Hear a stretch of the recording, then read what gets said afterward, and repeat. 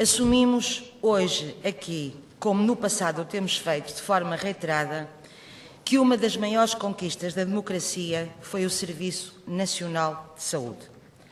Ao lado da autonomia, a implementação do Serviço Regional de Saúde nos Açores é um bem precioso da democracia e uma mais-valia para todos os açorianos e açorianas. Em conformidade, queremos afirmar, sem tibiezas, que o Serviço Regional de Saúde é bom. Pese embora os seus problemas e deficiências que reconhecidamente possui, é um bem insubstituível para a região.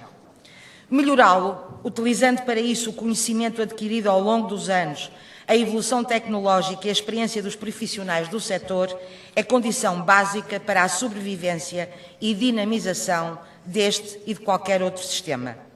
Racionalizá-lo, com base nos pressupostos anteriores e tendo sempre as pessoas como o seu alfa e ômega, particularmente em matéria tão sensível como a saúde, é o único desiderato plausível. A importância, a complexidade, a premência e, sobretudo, a sensibilidade deste tema exigiria da parte do Governo Regional um outro tipo de abordagem, a começar, desde logo, pelo envolvimento de profissionais e populações na pretendida reestruturação deste serviço.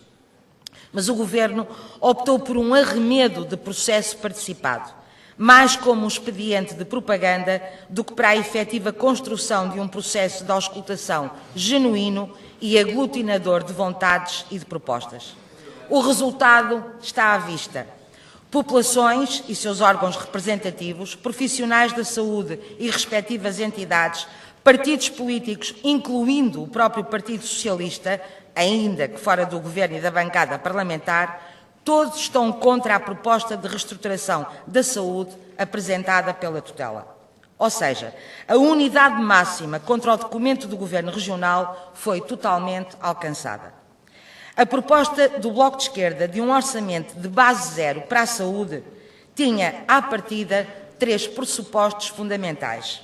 Primeiro, discutir o Serviço Regional de Saúde a partir das reais necessidades das populações, elaborando diagnósticos e encontrando respostas com o apoio e a intervenção empenhada de profissionais e principais destinatários. Segundo, racionalizar as soluções com base nos compromissos inerentes à nossa realidade arquipelágica e demográfica, partindo de uma política de segurança e de proximidade o mais alargada possível e, sobretudo, compaginável com a informação científica adequada. Terceiro, recusar liminarmente discutir a reestruturação do Serviço Regional de Saúde com o lastro da dívida do setor a condicionar de forma determinante as futuras políticas. Todavia, este não foi o caminho seguido pelo Governo Regional, apesar dos anúncios e dos compromissos assumidos, em contrário. Porventura, o caminho proposto pelo Bloco de Esquerda encetava um processo mais demorado, mas certamente mais participado, mais perto das necessidades dos açorianos e açorianas e seguramente mais consensualizado, fator indispensável quando se trata de decidir sobre o acesso das pessoas a um direito inalienável que é a saúde. Hoje está também na hora do Partido Socialista e seus sucessivos governos assumirem as responsabilidades que decorrem dos erros políticos cometidos nesta área, a começar pela constante desorçamentação do Serviço Regional de Saúde, responsável, aliás, pela dívida gigante que este apresenta, a somar ainda às rendas da parceria público-privada do Hospital da Terceira. Não esqueçamos que o governo de António Guterres limpou, à altura, toda a dívida do Serviço Regional de Saúde. Mas os governos regionais do Partido Socialista, para esconderem a suborçamentação do setor, seguiram o mau exemplo da República, ao importarem a figura dos hospitais empresa e ao criarem a Saudaçor. Estas medidas mais não visaram do que esconder a dívida, colocar os hospitais de costas voltadas uns para os outros e criar competição onde deveria existir complementaridade. O resultado aí está. Não pode agora o Governo do Partido Socialista querer fazer as populações pagarem o preço das opções de secretismo, de falta de transparência e de suborçamentação do setor da saúde. Neste particular, faço mesmo uma sugestão ao Governo Regional, usando uma fórmula tão do agrado do Partido Socialista dos Açores. Copiem o exemplo do Governo Sócrates, que tratou de arranjar veículos para a gestão dos produtos financeiros tóxicos na nacionalização do BPN. No caso de Vertente, o Governo Regional concretizaria um veículo para a gestão da dívida do Serviço Regional da Saúde. Por que não?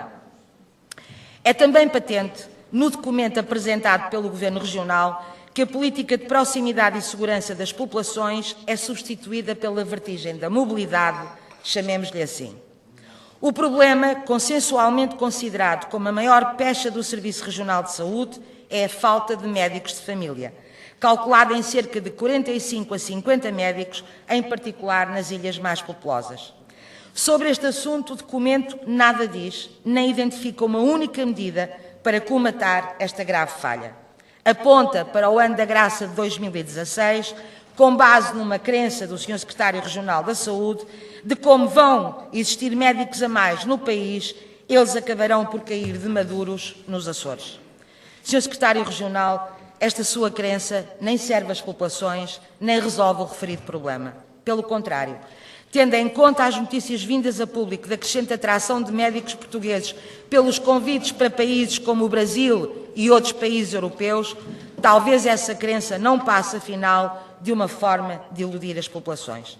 Certo é que um documento com as pretensões deste, que não equaciona o principal problema do nosso Serviço Regional de Saúde, e menos ainda propõe medidas de combate para o mesmo, começa logo por ser um documento falhado. Mas a saúde de proximidade nas intenções do Governo Regional leva mais uma machadada quando se trata do fecho das urgências dos centros de saúde à noite. Vejamos, por exemplo, o caso da Vila do Nordeste. A urgência noturna é fechada, pois está a menos de 60 minutos da urgência hospitalar. A pergunta que se coloca é a seguinte: as viaturas de suporte imediato de vida, SIV, vão estar todos os dias no Nordeste? Ou estarão sediadas em Ponta Delgada ou na Ribeira Grande? É que, se for assim, já não estamos a falar de 60 minutos. Sem mais delongas, e evitando falar de desenvolvimento harmonioso, coesão territorial, descentralização de serviços, desertificação humana e outros itens importantes, o caso concreto do Nordeste em São Miguel é um exemplo, entre outros, que põe bem em evidência o quanto este documento foi feito em cima do joelho.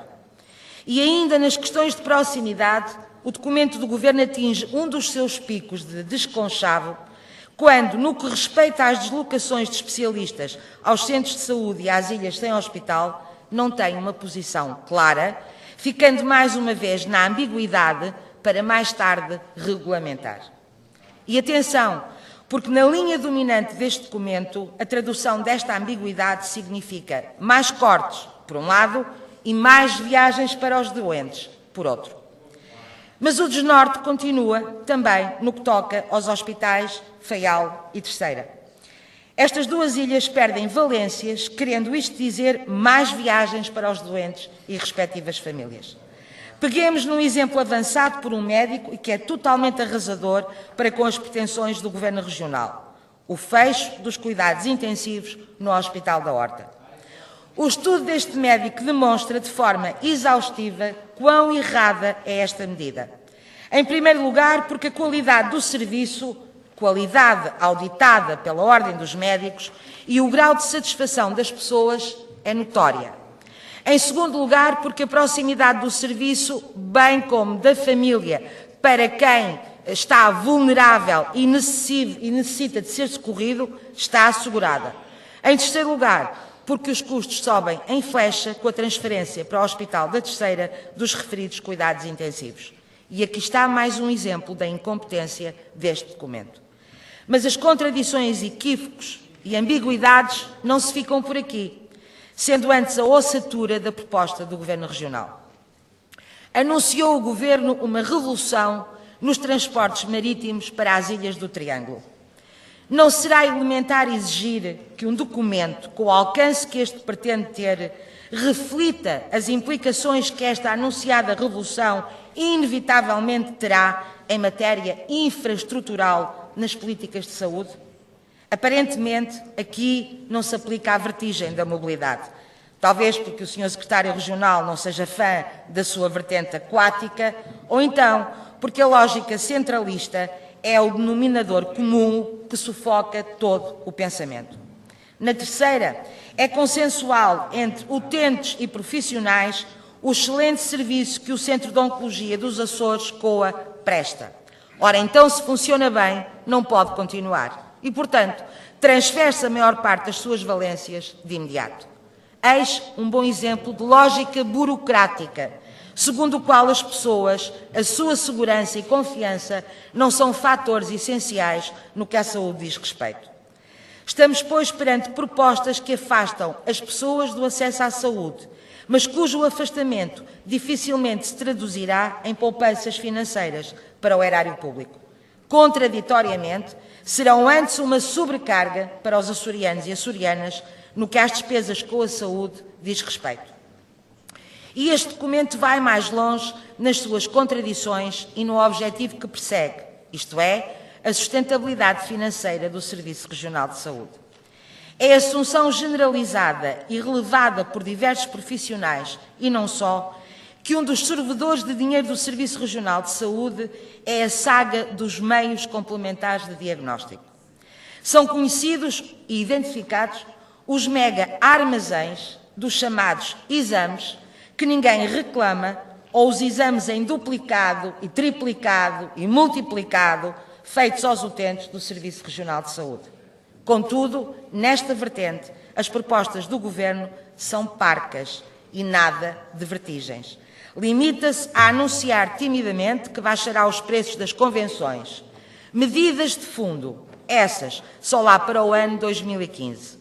Se tivermos em conta os anos de demora pela famigerada informatização do Serviço Regional de Saúde, é caso para dizer que bem podemos esperar sentados e sentadas.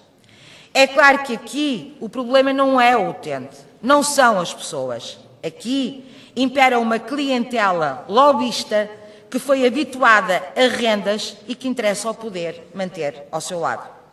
É nesta lógica que se insere a mal disfarçada parceria público-privada da radioterapia, a tal que o próprio Tribunal de Contas, para além de outros fatores que levaram ao seu chumbo inicial, questionou o seu próprio interesse para a boa gestão dos dinheiros públicos.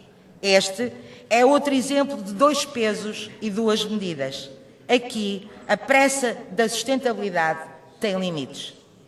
Concluindo este ângulo de análise, consideramos sem margem para dúvidas, e nesta conclusão estamos em consonância com a esmagadora maioria das entidades e opiniões individuais até hoje expressas, que a linha deste documento, primeiro, afasta as pessoas dos cuidados de saúde. Segundo, torna a saúde mais cara para os utentes. Terceiro, desumaniza ainda mais os cuidados de saúde. Quarto, obriga as pessoas a mais deslocações dentro da ilha e interilhas, com todo o peso em múltiplas e dispares dimensões que isso acarreta.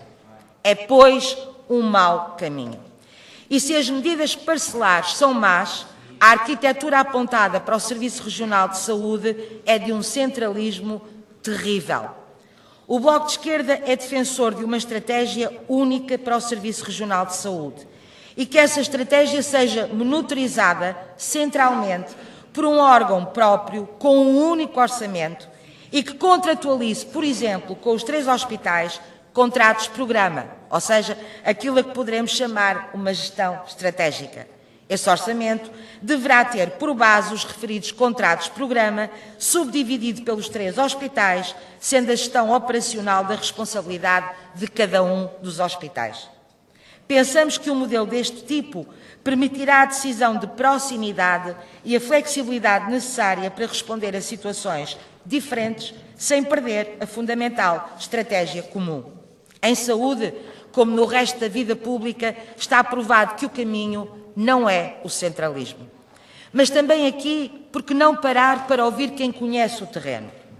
Cada vez mais vozes apontam para um modelo descentralizado, assente nos 3 hospitais, em articulação com as unidades de saúde de ilha.